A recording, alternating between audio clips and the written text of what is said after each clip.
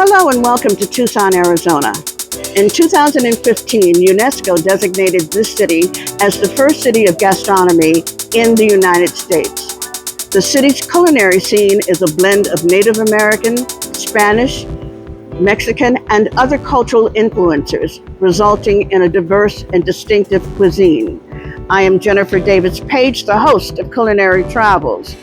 We will be featuring stories of amazing chefs, restaurants, and artisans. Today, we will be in the kitchen of Zio Peppe with its co-owner, Chef Matt Gable. Chef Matt has also represented Tucson as a City of Gastronomy ambassador and collaborates with other chefs on international culinary events. Our interviews can be seen on our YouTube channel, Culinary Travels Worldwide, Facebook, and Instagram. Please join us on our delicious journey. How old were you when you decided to become a chef? So, I kind of got into being a chef a little bit backwards. I was actually told I was a chef. Okay. Yeah, so as a young restaurateur, when I bought my first restaurant, it was a Fresco Pizzeria. I was very young. I think I was 31 or something like that. You run into challenges, and there's really, there's only so much either your friends can help you with, and I happened to meet a man named Pat Connors. A wonderful man. He used to own a beloved restaurant in Tucson called Pastiche, and he would kind of mentor me a little bit, and then we were doing like a photo shoot or something, and he wanted me to do like a bio, like a chef's bio, and I'm like, well, I'm not a chef. He's like, well, do you like own a restaurant and write the menu for it? Do you have some other chef doing it or other cooking? I was like, no. He's like, well, then you're a chef. And I was like, oh, just never thought of it that way. So I was already owned my own restaurant, creating my own menus before I even realized that that's what I was. Oh, that's wonderful. Yeah. Oh my gosh. What inspired you to start a career in culinary arts? So, this one I really would have to say family. I'd have to say family, okay. Because so my parents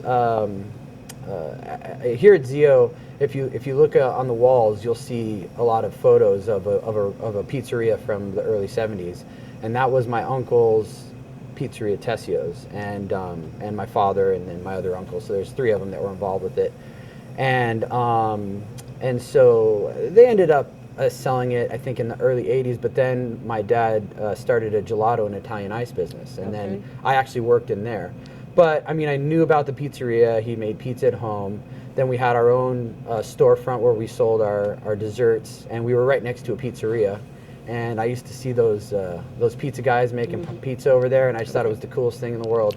And so yeah, I definitely wanted to be a pizza guy. Okay. That's kind of what I wanted to do first. I wanted to kind of pursue pizza, and that's what I did. And so that kind of was my mission for a while, until a friend of mine, they had a wedding venue, and they lost their caterer, and they needed someone to step in. And even though it was a pizzeria, I was the only one they knew that in the business. And they're like, "Can you help us? We have weddings coming. We have to cook this food." And my brother Tim, he passed away, but he's a wonderful chef. And so I said, "Hey man, this is like a little bit outside of what I can do. Can you help me?"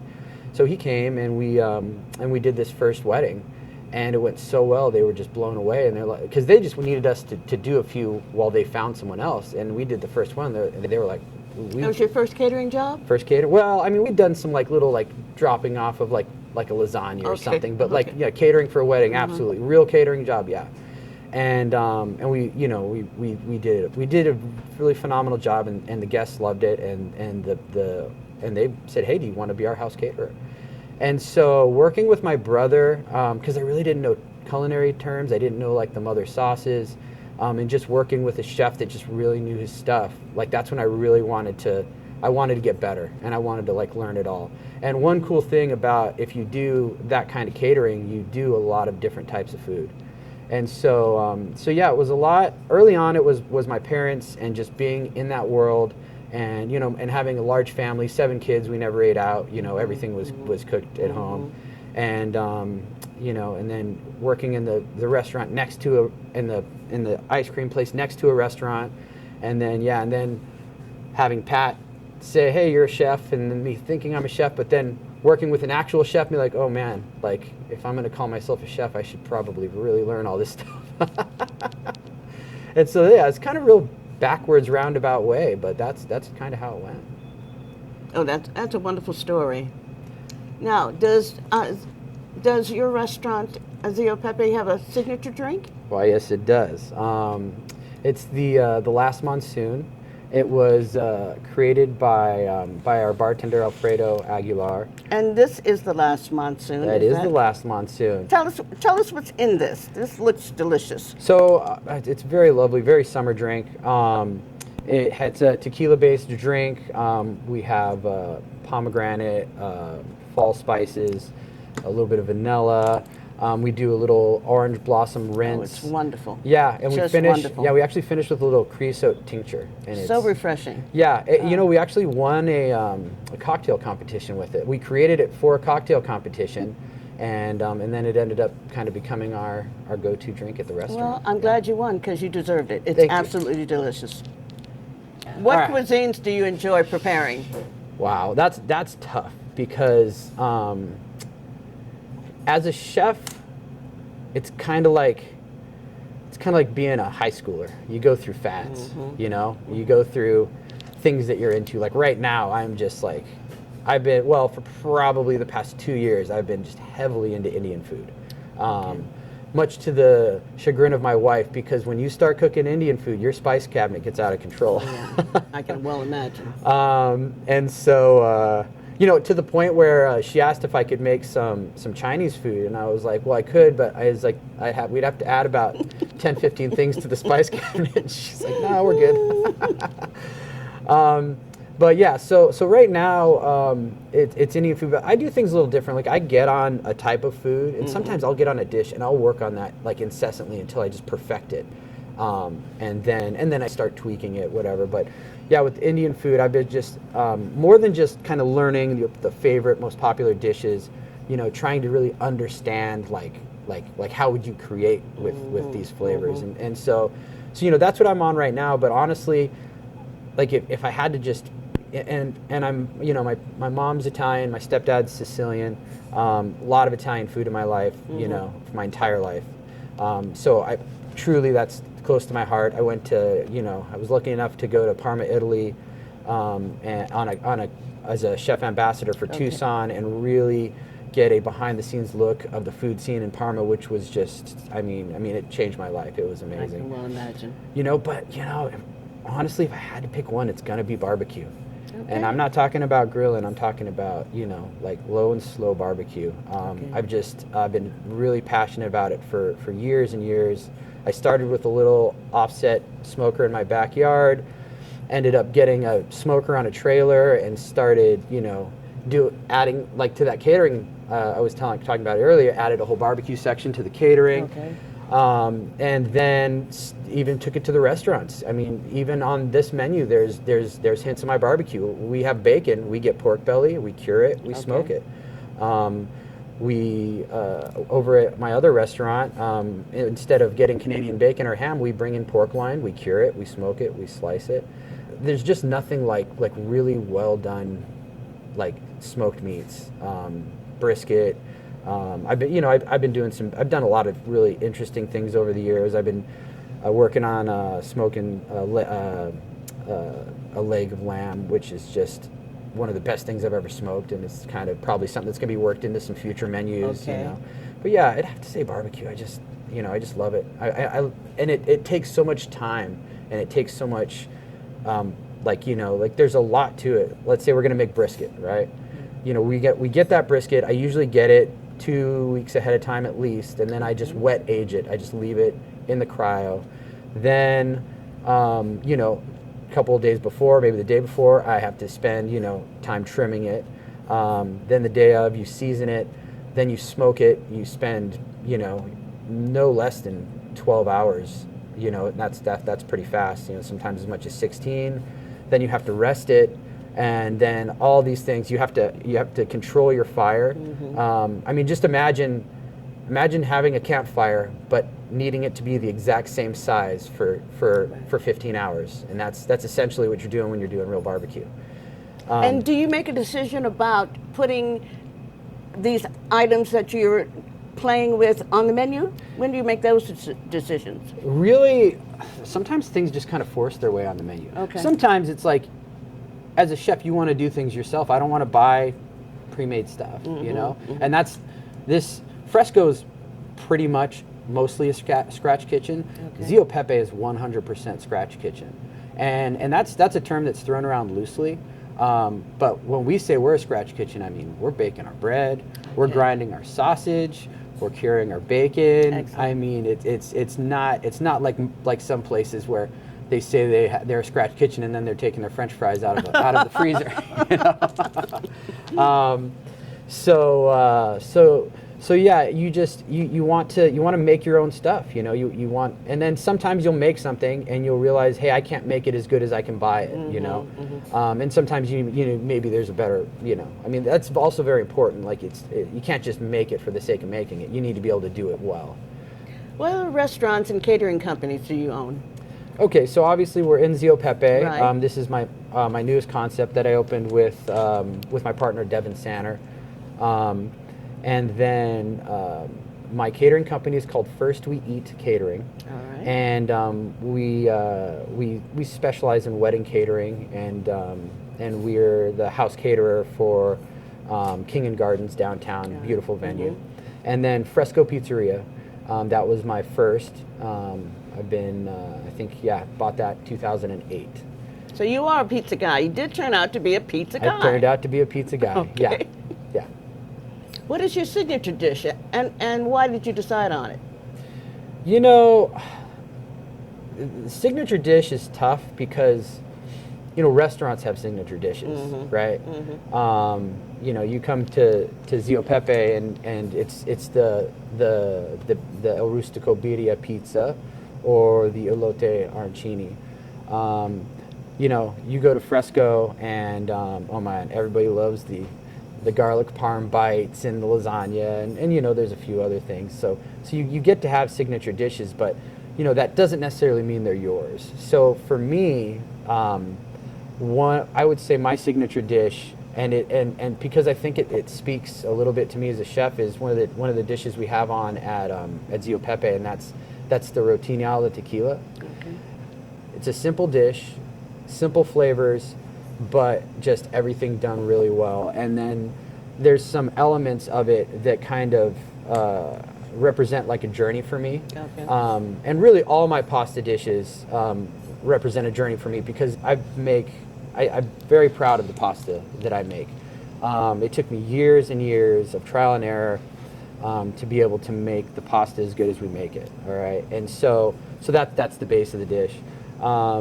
Then we have a very simple, you know, tomato and cream sauce, and then we have a fennel sausage, and the fennel sausage kind of represented a real tumultuous time when I owned Fresco, and you know, we used to get a sausage from a local butcher, an old Hungarian guy named Bela, and he had a place called Western Meats, and he would deliver us sausage once a week. And one day he came to the delivery. He's like, "Hey, I'm retiring. Next week's my last week."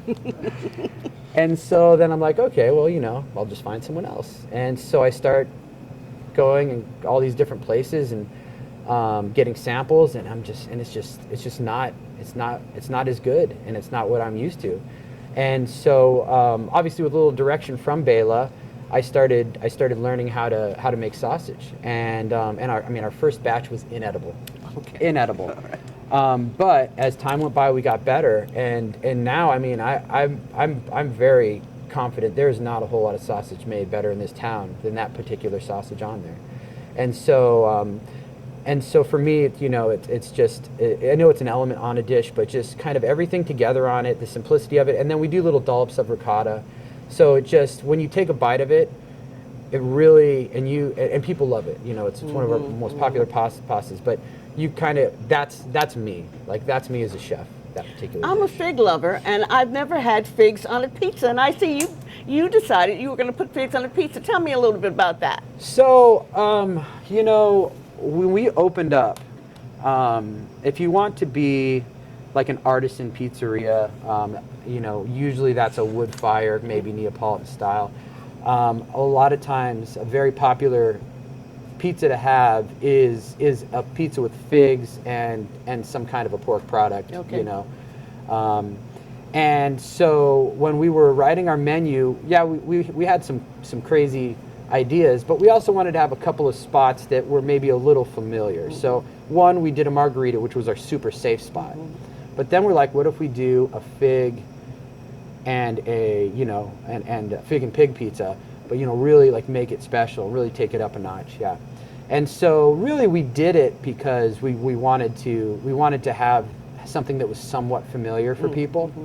But then what really makes that dish, I mean, the figs are great. It has our house cured bacon, but the honey chamomile goat cheese, which was Sounds one of amazing. Chef Devin's creations on there, and it really, I feel like that's kind of what really, because there's a lot of sweet elements on there, so you need something that's going to cut through that, and that goat cheese really does the job. And we do some of our house cured and smoked bacon, mesquite smoked bacon, and so between those two, it cuts through all the sweetness, and it just makes such a wonderful pizza. What is your most cherished recipe? It sounds like you've already given me a list of your cherished recipes. I mean, it's tough because there's like so many.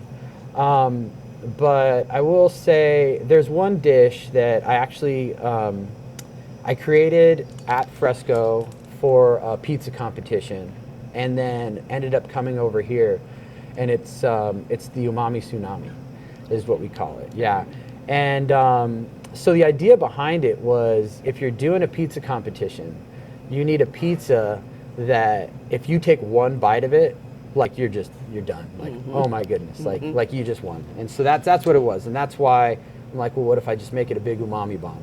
So I'm like, what's all the things I know that really like punches like that? And so, and then also it's a riff on a sauce that my brother did in a cooking competition, the base to it. Okay. So my brother, who passed away, he did this cooking competition, and he started by like taking this knob of ginger and charring it, and then he ended up making this delicious cream sauce with it. So that's kind of how I ended up going. The base of it is a caramelized shallot and charred ginger cream sauce. There's a little bit of sherry vinegar in there, and it just explodes with flavor. Mozzarella cheese. We have some pickled shiitake mushrooms, Hungarian goat horn peppers, Parmigiano Reggiano, a little bit of green onion. I think my partner Devin, I think it was his idea to add black garlic to it. Okay. Yeah, but once it all comes together and once you take a bite of it, it's just a really great dish, and it just it has sentimental value because of the origin of the sauce, the base sauce. Yeah. Sounds marvelous. Sounds marvelous. What's your favorite childhood meal? That's easy. Mom's lasagna. Okay. Yeah. Every year on my birthday, it's the only thing I ask for. All right. If I was on death row, that's going to be my meal. It always starts there with mom or grandma. Yep. Yep. Let's talk a little bit about the Tucson Originals. I know that's something that's near and dear to your heart. So the Tucson Originals was kind of a turning point in my career as a young restaurateur, because I bought a restaurant that I was working at. I was actually an employee at a restaurant, and I had been saving my money for years, and it was going to go out of business, actually.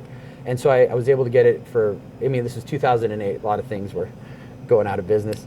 But I ended up getting it at a really affordable price, and but then all of a sudden, you know, you're a good cook and you think you know how to run a restaurant, and then you just don't realize, you know, you get in deep waters quick, and you don't have, you know, it's not like, you know, if you're at work, you can just go, hey, ask the other cook, hey, how do I do this? But what do you do when you're a restaurant, you're a 30-year-old restaurateur, you know? Like, there's not a lot of people to ask. So when I got involved with the Tucson Originals, the networking aspect of it, you know, just getting with other local restaurants that are, you know, trying to do things the right way and focus on local eating, and they've just been there and they can help you out. And so that part of it was great. You know, just having like a network of you know, of people that are kind of going through what you're going through.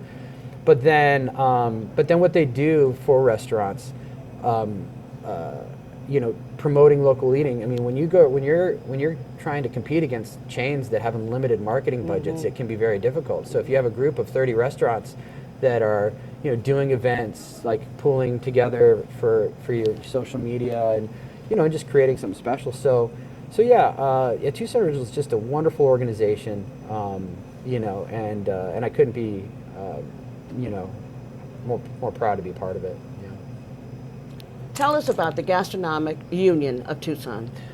So, and you call it GUT, right? GUT. Yeah, we call it Okay. GUT. For Gastronomic Union of Tucson, we call it GUT for short.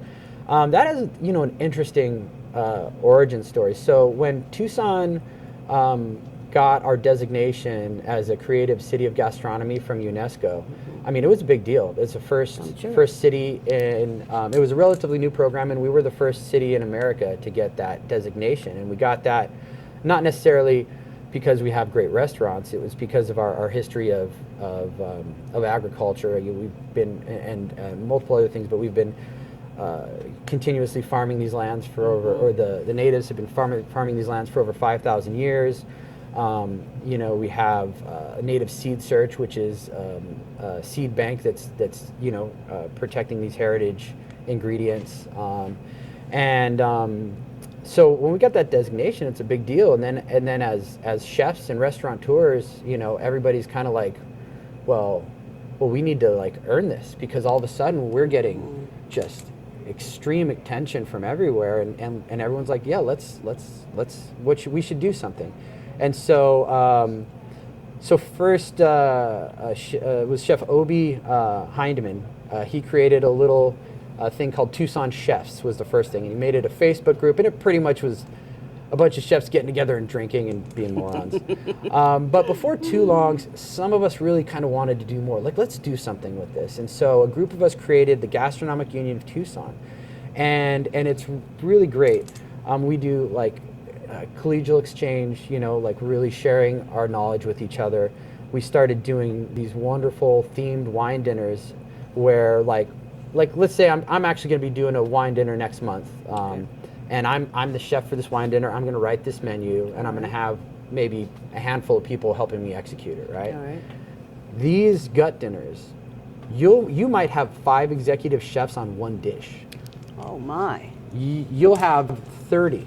Or maybe even not executive chefs, but maybe some are line cooks, and maybe some are owners. Maybe they're not even chefs, but very talented people. But you know, maybe they are all chefs.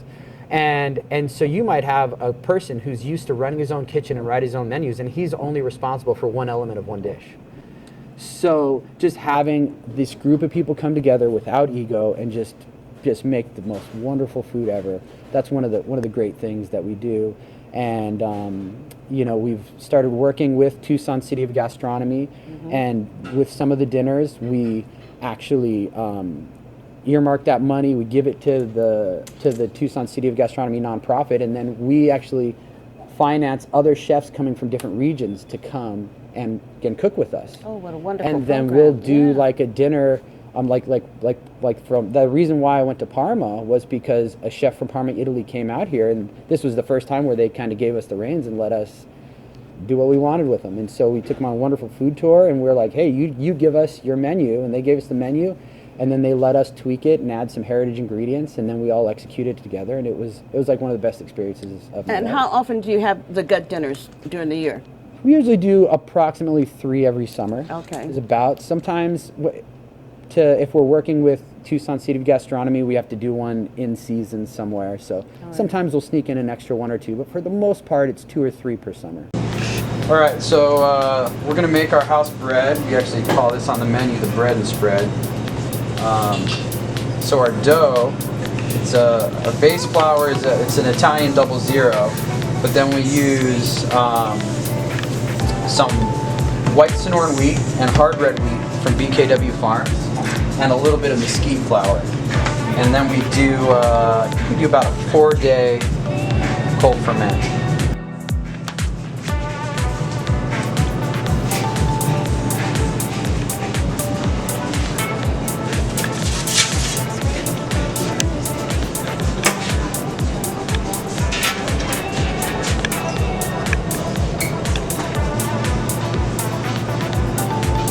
Okay, so on this pizza, we have mozzarella, and we actually get curd in-house.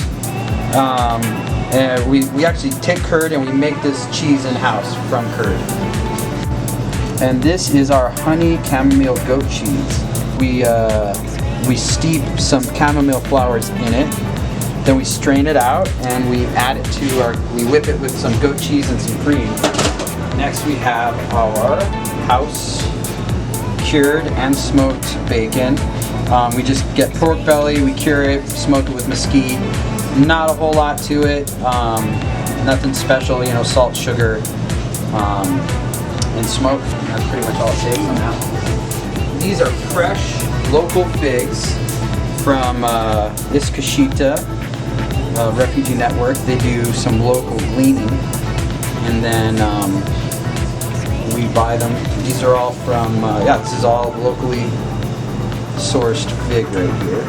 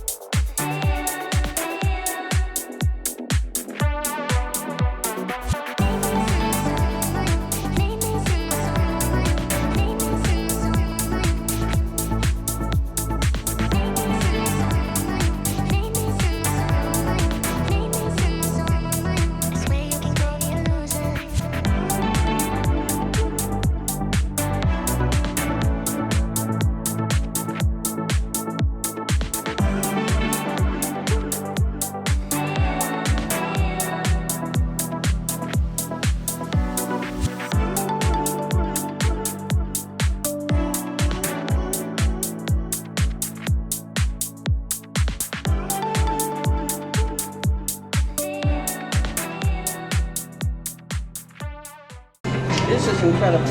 It is. The sweet with the salty and the freshness of the figs, the pizza dough. My goodness. And he said that if you want to come and get pizza dough and buy it and take it home and make your own pizza, you can do that too. Well, I'm going to add it to my Friday night movie nights, I'll tell you. Okay, so this is our fennel sausage. Pretty simple sausage that we make. Just pork, garlic, fresh parsley, salt, pepper, and then we have some toasted and roasted fennel. We usually do like 2 scoops. Yeah. It's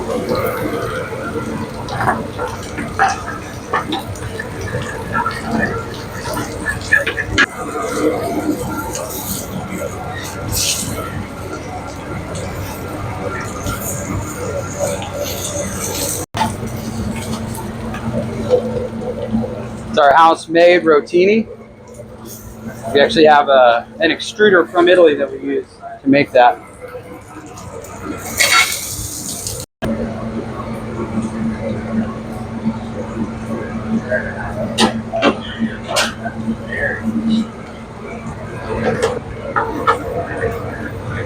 Yeah, so the sauce for this, it's kind of a riff on a vodka sauce, but we use tequila instead, and we use a lot of tequila. You really get some good tequila flavor.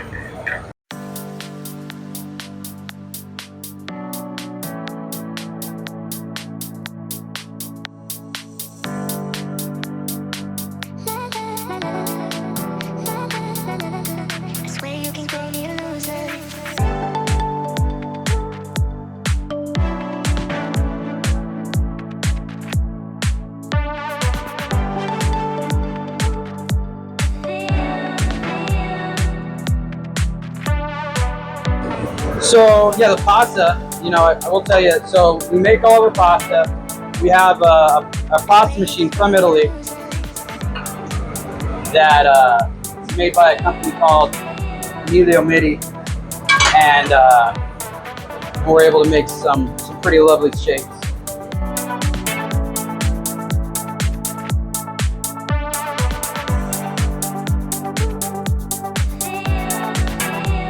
So now I'm putting our house-made fennel sausage that I was telling you about.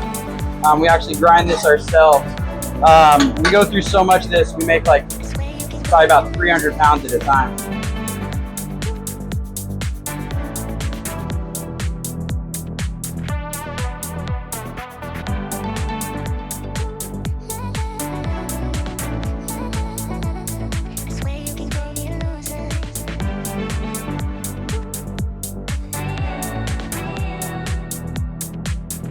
All right, so this, so the sauce, obviously, so it's a tomato tequila cream sauce, and then we have our house-made fennel sausage, and then this is a little bit of just New York style ricotta.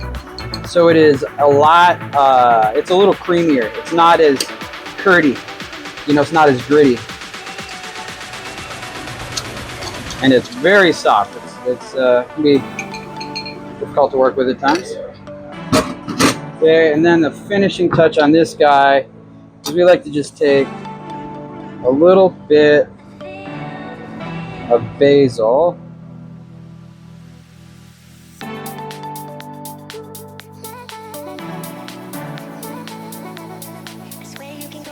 When I thought of what I wanted this dish to taste like, you know, you need to have garnish, you need to have color pop, and basil just works so well with the sausage and the sauce and the cheese.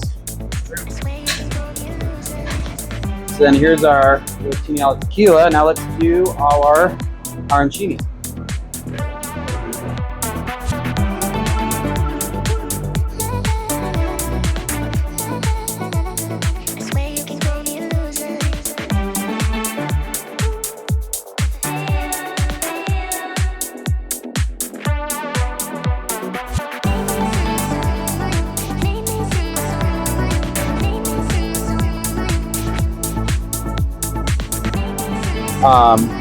But this most recent plating, this is my plating, but it's a riff on plating that someone else did before me, you know.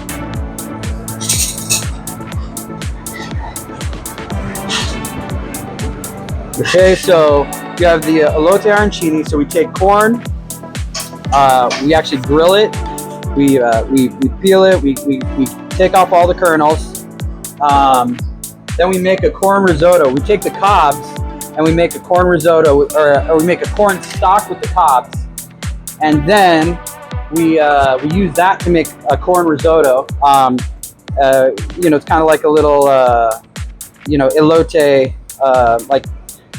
Mexican street vendors corn riff. Then we put, instead of breadcrumbs like you would normally do with arancini, we do maseca and tortilla chips and crushed up, and that's what we bread it with. And then we finish it with a cilantro lime crema and some queso fresco, and then a little bit of tahini. And that's our elote arancini. Okay, so this is actually two desserts. They're both our version of cannolis. We call it the taco noli. This one's going to be the taco noli. This one's going to be the choco taco noli. All right.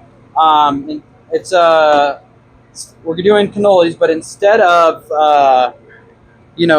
traditional tube, done cooked on a dowel, fried on a dowel, we actually fry our shells in a taco basket. And then it's a pretty standard filling, cannoli filling, not anything really special. This one, the pistachio one, we actually use real ground pistachio paste, no almond whatsoever. So this is pure pistachio. Mascarpone and ricotta is the base, and then there's some orange zest, powdered sugar. Not a whole lot to it. This one is our filling, just the ricotta, mascarpone, actually a little bit of lemon zest in that one, and the powdered sugar, of course. And then we do cocoa nibs in there for a little bit of bite. All right. And then we like to finish this guy with actual pistachios, and then a little bit of orange zest. Okay. And then this one we finish with, these are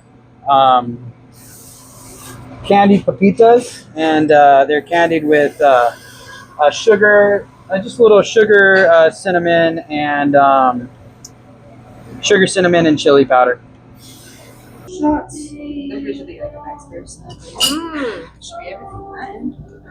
do you guys think about the dessert? Absolutely incredible. I've never had anything like this. I've never had a taco that was filled with such deliciousness. This is incredible. The pistachio with the orange, so bright. And then the cinnamon sugar covered pepitas with the chocolate. Such classic combinations, but in new ways. Love it. So good. Well, my last question to you is, you have this dream dinner. Okay. You're inviting 4 people, Okay. past or present. Mm-hmm. Who would they be? What would you serve? Oh my gosh. That's a tough one. Well, I think I have to serve my barbecue. Okay. Yeah, I mean, I think I'd keep it simple, and the center of that plate would just be like a perfectly done barbecue. A perfectly done brisket. I use mesquite to smoke it, but basic sides. I probably wouldn't go a whole lot. For me, it's really about that bite of meat. But gosh, who's gonna be at that dinner? I'm not huge on celebrity chefs, but Okay. but if I was gonna have a dinner, with anyone, I would probably want to be Marco Pierre White. Okay. Just the way he talks about food, it's just and just the way he, just the reverence he has for it. I mean, and the knowledge, So that would be cool. I'd probably want MFK Fisher, as I told you. I remember you telling me about her. Yes. Yes, kind of like the first real food writer, the kind of set the standard for what you guys are all doing today. Really, because food, it used to just be, something you put in your face, and us, especially in America, didn't appreciate it. And yeah, if you get a chance, read The Art of Eating by MFK Fisher, and it's wonderful. I have it on my list. Fantastic. So I'm a big music fan. Okay. And gosh, I mean, I think it would be so cool so there's a guitarist, he's not super famous, but Derek Trucks, who, you know, started as he went to Juilliard. By 15 he was playing shows, and he actually like played some shows with the Allman Brothers like as a kid, and then when they lost their guitarist, I think he was in his late teens, early 20s, became the guitarist for the Allman Brothers, then did his own band, then married another person, Susan Tedeschi. They created another band, which is just lovely. Just knowing someone that kind of been through all that, and he's jammed with, you know, Eric Clapton, B.B. King, every virtuoso he's played with, and so just kind of talking to one person that's kind of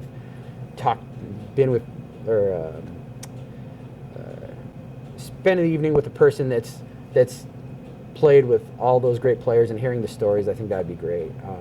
You know, and the fourth person, and this isn't you know, just, you know, for the sake of my marriage or anything, but but honestly, it would be my wife. Okay.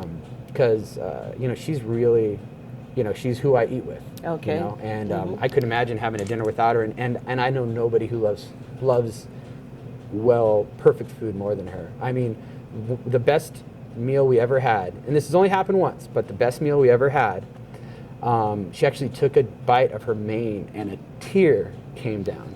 Oh my, okay. Yeah. And so yeah, that kind of passion for food I'd want at that table. Terrific. Thank you so much. Thank you. This is wonderful. Here's a toast to Tucson, the city of gastronomy. And remember, share a meal with someone special every day. And we'll see you next time.